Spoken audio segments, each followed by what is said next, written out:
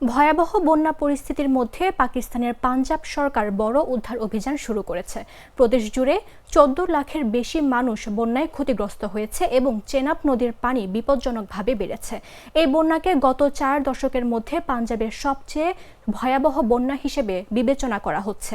এর ফলে শত শত গ্রাম ক্ষতিগ্রস্ত হয়েছে এবং গুরুত্বপূর্ণ শস্যক্ষেত তলিয়ে গেছে। পাঞ্জাবের প্রাদেশিক দুর্যোগ ব্যবস্থাপনা কর্তৃপক্ষের মহাপরিচালক ইরফান আলী কাথিয়া বলেছেন, বন্যায় কমপক্ষে 20 জনের মৃত্যু হয়েছে, যাদের বেশিরভাগই পানিতে ডুবে মারা গেছেন। তিনি বলেন, বেশিরভাগ মৃত্যুর ঘটনা গুজরানওয়ালা বিভাগে ঘটেছে এবং উদ্ধার কার্যক্রমে কোনো অবহেলার কারণে কোনো প্রাণহানি হয়নি। তিনি আরও জানান, পাঞ্জাব সরকার প্রতিটি নিহত ব্যক্তির পরিবারকে ক্ষতিপূরণ হিসেবে 10 লাখ রুপি দেবে।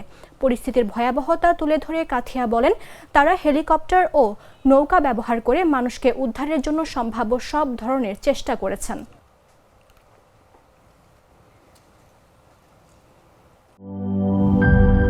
লাল সবুজের দেশে নতুন রঙের বেশে ঘরে বাহিরে সাজানো বলকে রেইনবো রেইনবো রেইনবো পেইন্টস রে সাশ্রয়ী দামে দেয়াল রাঙায় রেইনবো সবার রং সবার ঘরে ঘর rainbow Rainbow Paints, the color of joy.